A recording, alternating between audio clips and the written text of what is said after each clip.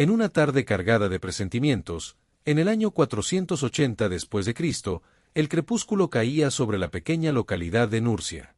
El sol descendía lentamente tras las colinas de Umbría, y el cielo se pintaba de dorado y cobre. Dentro de una villa noble, los gritos del parto llenaban el aire. Los criados se apresuraban entre las estancias, sus pasos resonaban sobre los mosaicos mientras las parteras recitaban plegarias en voz baja a la Virgen. «Son dos», anunció la comadrona principal, justo cuando el llanto de los recién nacidos rompía el silencio. «Un varón y una niña, señora. Gemelos». Así llegaron al mundo Benito y Escolástica, dos almas unidas desde su nacimiento, como chispas de luz en medio de una época sombría. El Imperio Romano de Occidente había desaparecido apenas 4 años atrás, dejando a Europa en el umbral de un periodo de caos e incertidumbre. Pero en aquella habitación apenas iluminada por lámparas de aceite, nadie sospechaba que ese niño, al que llamarían Benito, sería una guía espiritual para generaciones futuras. Los primeros años de Benito transcurrieron entre contrastes. Por un lado, disfrutaba del refugio seguro y lujoso de su linaje. Por otro, el eco constante de noticias inquietantes sobre saqueos e invasiones amenazaba desde lejos. «Mira a tu alrededor, Benito», le decía su padre durante sus paseos por el jardín. «Todo esto algún día será tu responsabilidad, el nombre de nuestra casa, nuestras tierras, nuestra historia». Pero el pequeño parecía tener intereses distintos. Con frecuencia se le encontraba en la capilla familiar, contemplando el crucifijo con ojos grandes y atentos. «¿Qué haces aquí, mi niño?», le preguntó su nodriza Cirila un día, al hallarlo arrodillado sobre las frías losas. «Escucho, Cirila», respondió él con seriedad inesperada. «Dios habla cuando todo calla». La vida en la villa brindaba a Benito y a su hermana Escolástica privilegios y obligaciones propias de su estirpe. Su padre, descendiente de la antigua gens Anicia, se esmeraba en ofrecerles una educación ejemplar. «Mis hijos», solía decirle su madre mientras paseaban bajo los árboles, «lleváis en vuestra sangre la historia de Roma, pero recordad, el valor verdadero reside en el alma».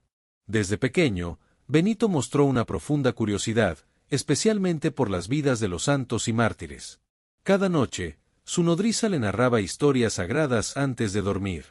Una vez, al oír la historia de San Martín de Tours, Benito preguntó: «Cirila, ¿cómo supo San Martín lo que Dios quería de él?». «Porque aprendió a escuchar, hijo mío», respondió ella. Escuchaba a Dios desde su interior, en el silencio más hondo. Mientras tanto, Escolástica demostraba su fe de una forma distinta. Pasaba largas horas en el huerto, cuidando flores y murmurando plegarias entre los árboles. «Los pájaros me escuchan cuando rezo», le decía a su hermano. «Incluso cantan conmigo». La conexión entre los gemelos era tan fuerte que parecían compartir pensamientos. A veces, uno sabía si el otro estaba triste, aunque estuvieran en lugares distintos. Sus cuidadores lo comentaban con asombro. Probo, su tutor, un sabio cristiano, observó desde el principio que Benito y Escolástica tenían naturalezas distintas, pero complementarias. «Benito razona como un legislador y siente como un contemplativo», comentó una vez. Escolástica, en cambio, posee la dulzura de una santa y la sensibilidad de una mística. Juntos, forman como dos alas que se elevan hacia lo divino. A los 7 años, iniciaron su formación formal. Mientras otros niños nobles se mostraban reacios al estudio, los gemelos se entregaban con entusiasmo. Aprendieron latín y griego, se sumergieron en las escrituras y en los escritos de los padres de la Iglesia, y absorbieron la sabiduría de la cultura clásica que aún sobrevivía en Italia. Un día, al leer sobre los padres del desierto, Benito quedó pensativo. «¿En qué piensas?», le preguntó su hermana. «En cómo aquellos hombres hallaban a Dios en el silencio del desierto», respondió él. «Pero nosotros no vivimos en el desierto», le señaló ella. «Quizás», reflexionó Benito, «el desierto no sea un lugar, sino un estado del corazón». Estas charlas infantiles revelaban la vocación espiritual que ambos empezarían a seguir más adelante. Desde muy pequeños, su madurez interior impresionaba a quienes los rodeaban. No obstante, también tenían momentos de alegría y juegos como cualquier niño. Sin embargo, incluso en sus entretenimientos se reflejaba su espiritualidad. En ocasiones, jugaban a dirigir monasterios, con Benito haciendo de abad y Escolástica de abadesa, guiando a los hijos de los criados en cantos y labores simuladas. Pero la infancia de Benito no fue ajena a las convulsiones de su tiempo. De tanto en tanto, llegaban a la villa rumores inquietantes, pueblos invasores, ciudades arrasadas, templos en ruinas. El viejo mundo se desmoronaba. Sin embargo, en medio de ese panorama incierto, germinaban las semillas de una renovación espiritual que nacería del corazón de aquellos dos hermanos. En momentos como ese, Benito solía mostrarse especialmente reflexivo. ¿Por qué permite Dios que ocurran cosas así?, le preguntó en una ocasión a su padre. A veces, respondió el noble con mirada grave, es necesario que el viejo orden se derrumbe para que puedan hacer algo distinto. Tal vez tú tengas una misión en ese cambio. Nadie en la casa pudo prever entonces cuán verdaderas serían esas palabras. Pasaron los años, y llegó el momento que toda familia de alto linaje anticipaba con orgullo, enviar al hijo a estudiar a Roma. Aunque ya no era el corazón del imperio, la ciudad eterna seguía siendo el centro espiritual e intelectual del mundo conocido. La noche anterior a su viaje, Benito se mantenía despierto, incapaz de conciliar el sueño. Se asomó a la ventana, y su mirada se perdió entre las estrellas que iluminaban el cielo de Umbría. ¿Te preocupa el día de mañana?, le preguntó Escolástica, quien había notado su agitación. No es preocupación, respondió él, sin apartar la vista del firmamento. Es más bien una intuición, como si Roma no fuera un destino, sino solo una etapa en un camino mucho más largo. Su hermana se le acercó y entrelazó sus dedos con los de él. Desde que éramos pequeños, siempre he sentido que Dios tiene algo grande reservado para ti. La Roma a la que llegó Benito no era la gloriosa metrópoli de tiempos antiguos. Aunque todavía conservaba parte de su esplendor, era también una ciudad marcada por el exceso, la confusión y la tentación. Las calles estaban llenas de bullicio y olores intensos, mezcla de incienso, vino y abandono. «Benito, amigo mío», exclamó Flavio, uno de sus compañeros de estudios, una tarde sofocante. «Ven con nosotros, hay una nueva taberna en Suburra. Las chicas son encantadoras y el vino no se detiene». Benito negó con la cabeza, pero su amigo insistía. «Vamos, no seas tan rígido. ¿Qué pensaría tu padre si supiera que pasaste por Roma sin disfrutar un poco?» «Mi padre no me envió a esta ciudad para perderme en los placeres», respondió Benito con firmeza. Esa noche, mientras sus compañeros de clase recorrían las calles buscando entretenimiento, él se arrodilló frente a la ventana abierta. Desde allí podía oír las carcajadas, los cánticos, el tintinear de copas llenas. Cerró los ojos, y en medio de aquel ruido confuso, una voz interior se alzó con nitidez. «Venid a mí, todos los que estáis cansados y agobiados, y yo os aliviaré». En ese instante supo qué debía hacer. Tomó su decisión sin vacilar, aunque sus efectos se extenderían a lo largo de los siglos. Antes de que despuntara el alba, recogió sus pocas pertenencias y abandonó la ciudad sin mirar atrás, con el corazón firme y el espíritu en paz. Cirila, su nodriza de toda la vida, lo descubrió mientras se preparaba para partir. «¿A dónde vas, hijo?» «Debo marcharme, Cirila. Esta ciudad no tiene ya nada que enseñarme». Los ojos de la anciana se llenaron de lágrimas. «Entonces me iré contigo». «No, este es un camino que debo recorrer solo», trató de explicarle Benito. «He estado a tu lado desde que eras un bebé», dijo Cirila, con voz temblorosa pero decidida. «No me pidas que deje de protegerte ahora». Y así, al amanecer, dos siluetas abandonaban Roma, un joven noble que había descubierto el valor del desprendimiento, y una mujer sencilla cuyo afecto maternal no conocía límites ni jerarquías. Durante su viaje hacia las montañas, hicieron una parada en el pequeño pueblo de Enide. Allí ocurrió el primer signo extraordinario atribuido a Benito. Cirila había pedido prestado un recipiente de barro para cribar trigo, pero por accidente el objeto cayó al suelo y se partió en dos. La mujer, angustiada, comenzó a llorar, sabía que ese vaso era importante para sus dueños. Benito, al verla tan apenada, recogió con cuidado los fragmentos y se retiró en silencio a orar. «Señor», murmuró, «no dejes que esta buena mujer sufra por mi causa». Cuando regresó, traía en las manos el mismo vaso, completamente intacto, como si nunca se hubiera roto. Ni una grieta lo marcaba. «Cirila», sorprendida, apenas pudo hablar. ¿Cómo? Benito solo la miró con calma. Benito sonrió levemente. El amor de Dios, Cirila, puede restaurar hasta lo que creemos perdido. La noticia de aquel hecho se esparció rápidamente por la región, y no tardó en llegar a oídos de muchos. Gente de distintos lugares empezó a buscar al joven que parecía estar tocado por lo divino. Pero Benito, consciente de que esa atención podía convertirse en un obstáculo en su camino espiritual, comprendió que debía alejarse aún más del mundo. La cueva y el cuervo.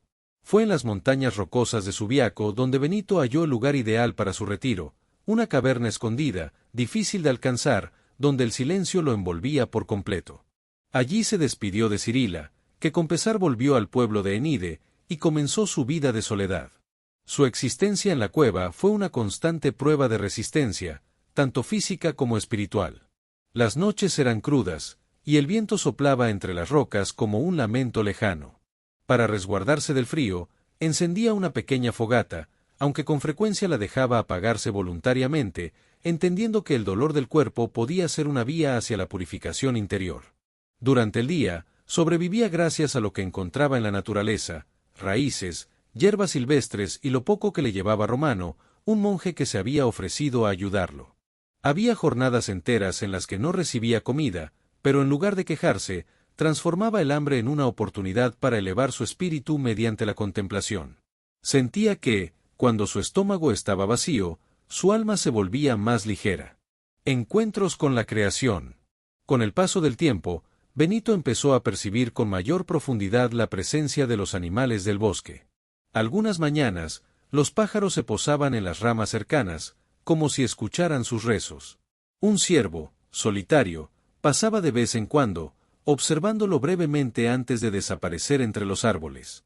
Un cuervo, en particular, comenzó a visitarlo con frecuencia. Para Benito, no era un simple ave, sino un signo tangible de la atención divina.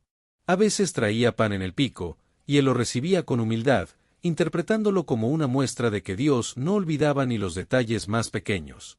En ocasiones le hablaba al cuervo, compartiendo pensamientos y preocupaciones, sintiendo que, a través de aquel ser alado, la creación entera le respondía. El enemigo ataca. Sin embargo, no todo era serenidad. Un día, mientras meditaba, fue perturbado por un ave oscura, distinta del cuervo. Revoloteaba de manera insistente a su alrededor.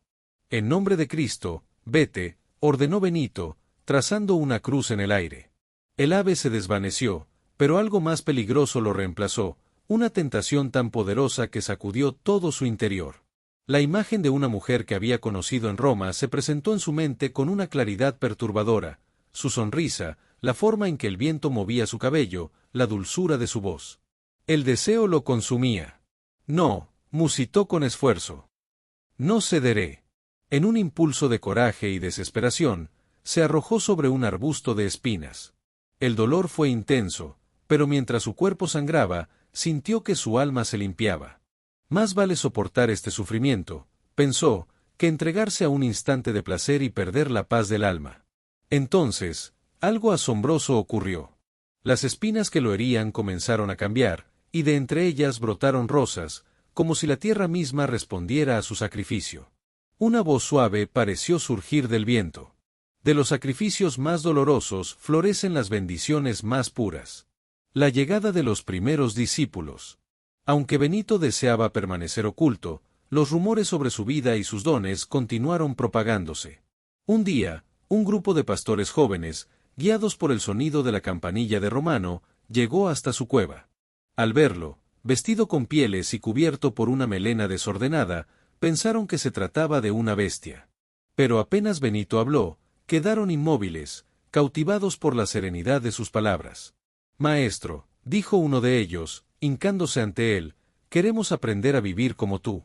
Benito los miró con compasión. «Mi existencia es austera y solitaria. ¿Estáis seguros de querer este camino? Si tú lo recorres con nosotros», respondió otro, «cualquier dificultad parecerá menor». Y así, casi sin buscarlo, Benito se convirtió en guía espiritual. Comprendió que su llamado no era solo la contemplación en soledad, sino también formar a quienes deseaban seguir ese sendero. Las primeras enseñanzas. A medida que los discípulos se unían a él, Benito comenzó a moldear una forma de vida que equilibrara la exigencia del espíritu con la ternura de la fraternidad. Entre sus primeras lecciones, destacó una idea clave: la obediencia. Para Benito, obedecer no era una sumisión ciega, sino una actitud interior que fortalecía el alma y preparaba el corazón para recibir a Dios. Para Benito, la obediencia no era una sumisión sin pensamiento, sino una forma de desapegarse del orgullo y alinearse con la voluntad divina. Quien obedece desde el amor, solía decir, no es siervo, sino amigo del Creador. En sus comunidades, la jornada comenzaba antes del amanecer con la entonación de los salmos. Benito insistía en que las oraciones no se recitaran de forma mecánica, sino que brotaran del corazón, permitiendo que cada palabra sagrada impregnara el alma. Después de rezar, el trabajo físico era parte fundamental del día. Benito enseñaba que al trabajar con humildad, ya fuese cultivando la tierra o cocinando el pan, también se podía rendir homenaje a Dios. Y así como guiaba a todos en las labores comunes, también ofrecía consejo espiritual adaptado a cada alma. A un joven monje impaciente con la vida austera, le dijo una vez: el oro se purifica con fuego, el alma, con paciencia. Aprende a esperar, y verás que la gracia llega cuando menos se la espera. Tiempo después, la comunidad monástica de Vicovaro, habiendo perdido a su abad, suplicó a Benito que los guiara. Él aceptó tras mucha insistencia, aunque no sin advertencia. No compartimos las mismas costumbres. Y no se equivocaba. Los monjes de Vicovaro, acostumbrados a una rutina más permisiva, no soportaron por mucho tiempo la disciplina que Benito exigía. Algunos, cegados por la incomodidad y la envidia, idearon un plan. Una noche, durante la cena, le ofrecieron una copa de vino envenenado. Como era su costumbre, Benito la bendijo antes de beber. En ese instante, el vaso se quebró, derramando su contenido. El silencio invadió el comedor. Benito los miró con tristeza en lugar de enojo.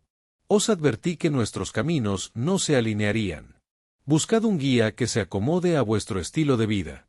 A partir de ahora, no seré más vuestro abad. La ciudad sobre la montaña. Siguiendo una revelación interior, Benito partió rumbo al Monte Cassino en el año 529. Aquella montaña, aún coronada por un antiguo santuario dedicado a Apolo, se erguía imponente bajo el cielo de Italia. Al comenzar el ascenso con sus discípulos, un anciano pastor le salió al paso. ¿Qué buscáis en estas alturas?, les preguntó apoyado en su bastón. Queremos edificar un lugar para Dios, respondió Benito. El viejo soltó una risa amarga. Aquí solo hallaréis paganos que aún veneran a Apolo. Encienden hogueras cada noche y bailan alrededor del ídolo. Benito respondió con serenidad. Cuanto más densa es la oscuridad, más urgente es encender la luz. Durante 3 noches, Benito oró en la cima. Al cuarto día, comenzó la transformación. Con ayuda de sus hermanos, derribó el antiguo ídolo y taló el bosque donde se rendía culto. Sobre esos restos, erigió 2 capillas, una en honor a San Martín y otra a San Juan Bautista. Así nació la abadía de Montecassino, que se convertiría en el corazón de la orden benedictina y en un faro espiritual para el continente. La obra no fue sencilla. Los monjes no solo enfrentaron los escombros de un culto extinto, sino también la desconfianza de los habitantes locales. Muchos veían con recelo a esos hombres que rezaban en lugar de empuñar armas. Pero Benito no se dejó intimidar. No hemos venido a destruir, sino a levantar algo nuevo, explicaba. Cada piedra colocada en el nuevo templo era una declaración de fe. El esfuerzo era inmenso, pero cada tarea era consagrada con plegarias, de modo que hasta el trabajo más simple se convertía en alabanza. Los monjes aprendieron a ver en el martillo y el azadón no solo herramientas, sino caminos hacia la santidad.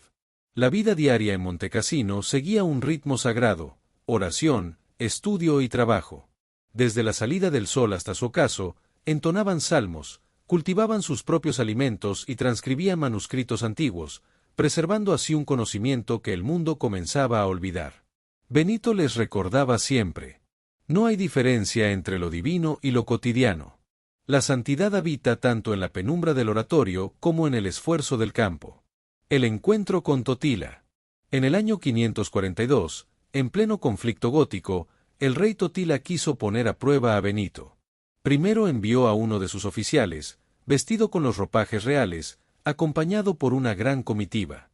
Benito, sentado fuera del monasterio, al verlos acercarse sin levantar la vista de su lectura, dijo: «Hijo, quítate lo que no te pertenece».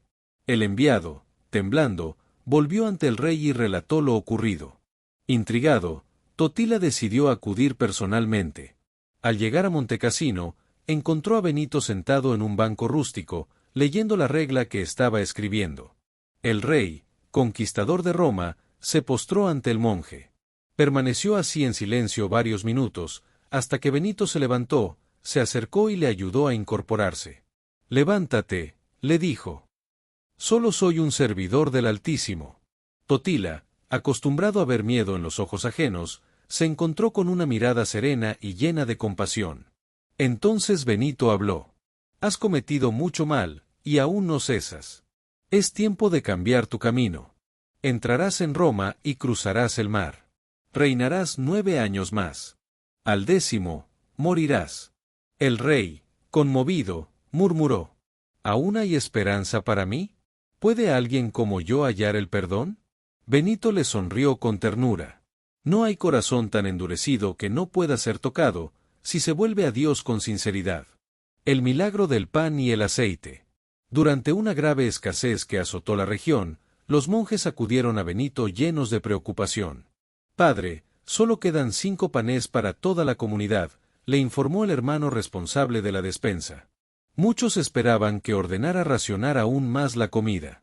Pero Benito simplemente dijo: «Hoy tenemos 5, pero mañana habrá más. ¿Habéis olvidado cómo el Señor alimentó a miles con solo unos pocos panes?». Esa noche, mientras todos dormían, se oyó el crujir de ruedas acercándose al monasterio. Al amanecer, hallaron 200 sacos de harina frente a la puerta. Nadie supo quién los había dejado.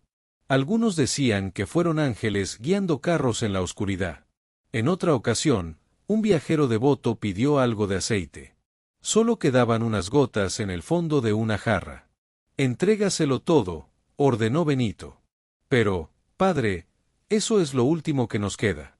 «La fe se prueba cuando todo falta, no cuando todo sobra», respondió. El monje obedeció. Al día siguiente, la jarra volvió a aparecer, completamente llena del aceite más puro. Nadie podía explicarlo, pero todos lo reconocían como un signo. La última visita de Escolástica. El último encuentro entre Benito y su hermana gemela estuvo lleno de emoción y significado. Como solían hacerlo, se encontraron en una propiedad situada entre sus 2 monasterios. Pasaron el día hablando sobre el alma, el cielo y las verdades eternas. El sol comenzó a ocultarse. Benito se alistaba para volver al monasterio, cuando Escolástica lo miró con dulzura. «Quédate un rato más, hermano mío», le dijo. «La noche aún es joven, y hay tanto por compartir». «No puedo, hermana», respondió él con serenidad. «Las normas me exigen regresar antes del anochecer». Ella bajó la vista, unió sus manos y oró en silencio. De pronto, el cielo claro se llenó de nubes, un trueno sacudió el aire, y una fuerte tormenta se desató sin aviso. «¿Qué has hecho?», exclamó Benito, entre asombro y desconcierto. Escolástica alzó la mirada con un brillo sereno en los ojos. «Te lo pedí a ti, y no quisiste escuchar. Así que se lo pedí al Señor, y Él sí me oyó». Benito, al darse cuenta de que lo ocurrido era obra de Dios, comprendió que debía quedarse. Esa noche, hablaron largo y tendido, compartiendo pensamientos profundos que elevaron sus espíritus. 3 días después, mientras Benito leía en su celda, una luz resplandeciente lo sacó de su concentración. En medio de ese fulgor, vio elevarse el alma de Escolástica en forma de una paloma blanca. «Vuela alto, hermana mía», susurró, mientras una lágrima descendía por su rostro. «Vuela hacia aquel a quien siempre amaste». La regla de Benito, estructura y enseñanzas principales. El texto que Benito escribió en Montecassino se transformó en la guía esencial para la vida monástica occidental. Esta regla no era solo un conjunto de normas, sino un camino espiritual basado en una frase esencial: reza y trabaja. Comienza con una invitación al recogimiento interior. Escucha, hijo mío, las enseñanzas del Maestro y abre el oído del corazón. Benito comprendía que la sabiduría nace del silencio y de la escucha profunda, ya sea en la oración, en las escrituras o en el encuentro con el otro. Humildad y obediencia. Uno de los aspectos centrales de su regla es la humildad, representada como una escalera de 12 peldaños, donde cada nivel implica renunciar poco a poco al orgullo.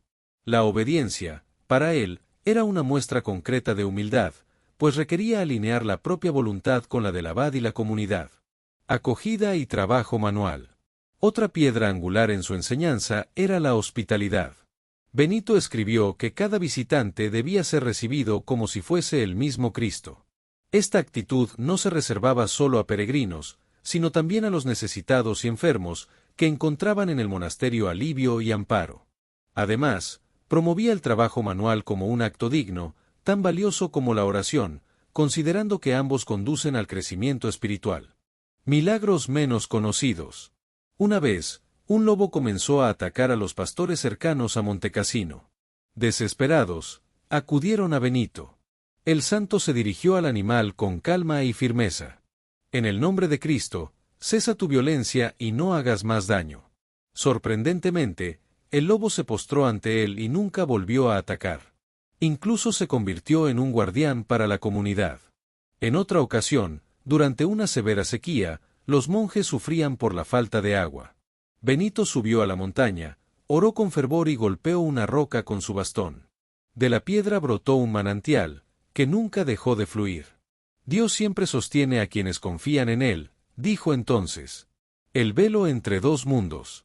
A medida que pasaban los años, Benito parecía más conectado con lo eterno. Tenía la capacidad de percibir los pensamientos de sus hermanos, ver cosas lejanas e incluso devolver la vida a quienes habían partido. Un día, mientras rezaba en la torre del monasterio, tuvo una visión que lo sobrecogió.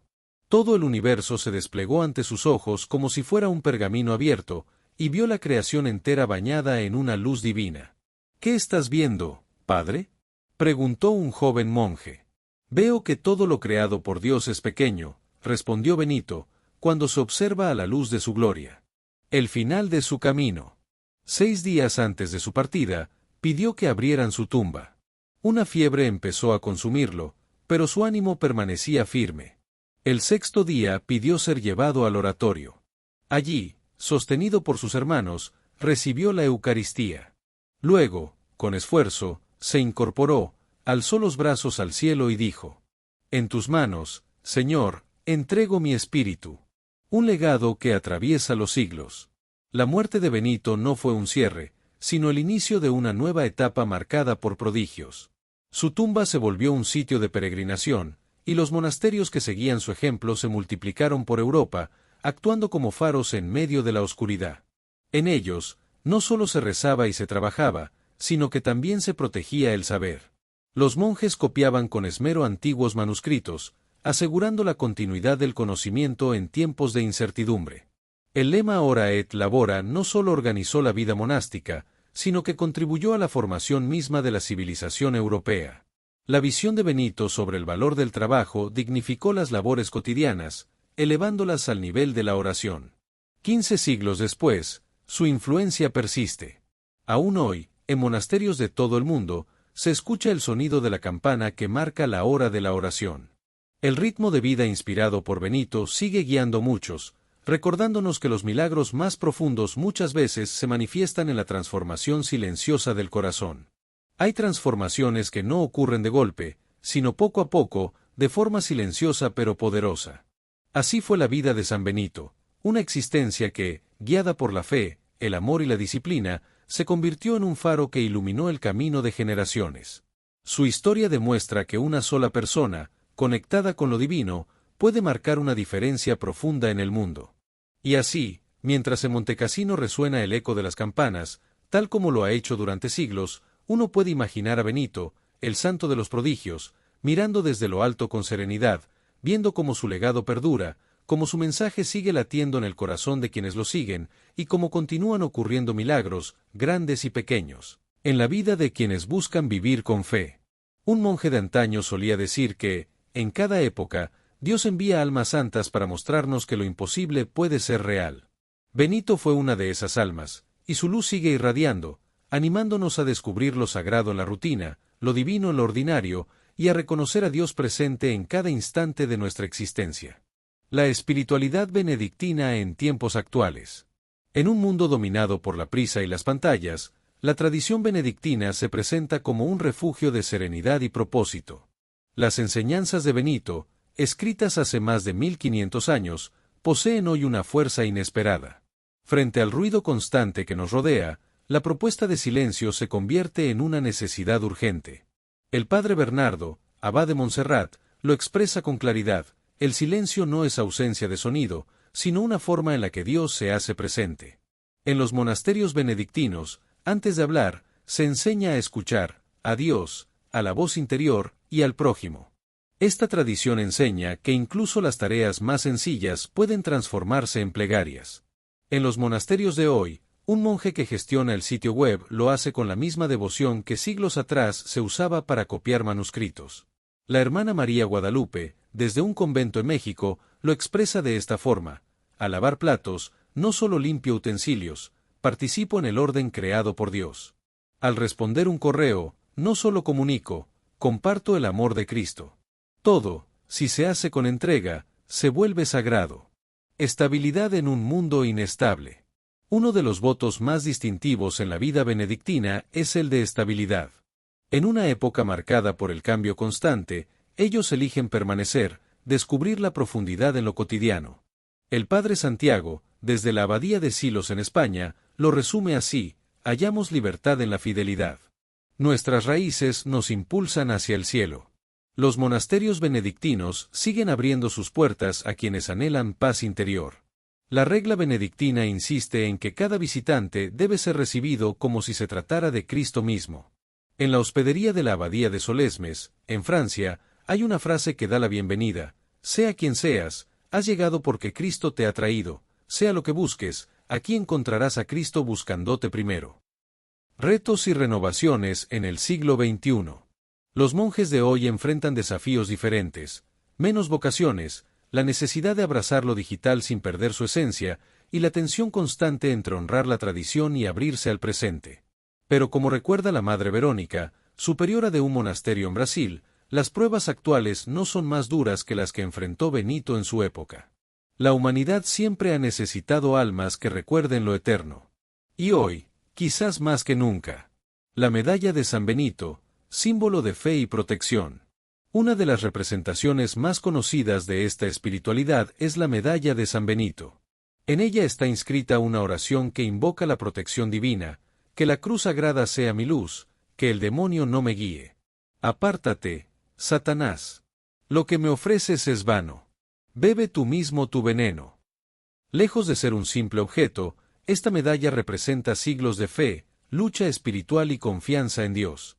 Aunque la veneración a Benito se remonta a siglos anteriores, la medalla adquirió su forma reconocida alrededor del siglo X. En la abadía de Metten, en Baviera, en 1647, se descubrió una antigua medalla con signos que resultaron ser una poderosa oración contra el mal. Esta devoción pronto se difundió por toda Europa y fue aceptada oficialmente por la Iglesia en 1742 como sacramental. La medalla muestra a Benito con la cruz en una mano y el libro de su regla en la otra. A su lado, suele verse un cuervo y un cáliz, símbolos de milagros de su vida: el cuervo que alejó comida envenenada, y el cáliz que se rompió al ser utilizado para intentar envenenarlo. Alrededor de su imagen, puede leerse una súplica: que su presencia nos acompañe en la hora de nuestra muerte, un ruego que refleja la confianza en su intercesión en los momentos decisivos. Más que un objeto, un recordatorio espiritual. Esta medalla es vista por muchos como un escudo contra el mal. Durante siglos, los monjes la colocaban en entradas, campos y habitaciones para protegerse de enfermedades o tormentas. Hoy, se lleva en collares, pulseras, automóviles o escritorios, como un gesto visible de fe y una petición silenciosa de protección divina. En la actualidad, en medio de la incertidumbre global, este símbolo sigue siendo un recordatorio del poder de la fe profunda y sencilla. Como mencionó una monja benedictina en Italia, la medalla no es un talismán, es una invitación constante a vivir bajo la luz de Cristo y a no temer, porque con San Benito como guía, nada puede vencernos. Una oración inspirada en su legado. Dios eterno, que nos mostraste el camino del amor obediente a través de San Benito, ayúdanos a hallar tu voz en medio del bullicio de nuestros días. Que, como él, sepamos reconocer tu rostro en cada ser humano, en cada tarea y en cada momento. Enséñanos el valor de permanecer, la grandeza de lo simple, y la libertad que nace de vivir con propósito. Que nuestra vida, como la suya, sea una plegaria viviente. San Benito, ejemplo de humildad y maestro del espíritu, intercede por nosotros, para que también nosotros, guiados por tu ejemplo, pongamos a Cristo por encima de todo y lleguemos al gozo eterno. Amén. El mensaje final de su vida. La vida y obra de San Benito nos enseñan que la santidad no es un privilegio de unos pocos, sino un llamado para todos. Que la grandeza no está en los gestos grandiosos, sino en la fidelidad a lo cotidiano. Que incluso en la rutina hay espacio para la trascendencia. Como dijo un sabio benedictino, no todos estamos llamados al claustro, pero todos podemos hacer de nuestro corazón un santuario donde Dios habite. Que su espíritu siga tocando almas y recordándonos que en la calma, en la entrega y en la fe, se encuentra la verdadera paz. Si este mensaje tocó tu corazón, te invito a suscribirte para descubrir más historias de fe, milagros y vida espiritual. Comparte este video con quienes buscan inspiración y crecimiento interior, y deja tu comentario contándonos qué parte te ha impactado más. Juntos formamos una comunidad que busca acercarse a Dios a través del ejemplo de los santos y la sabiduría espiritual.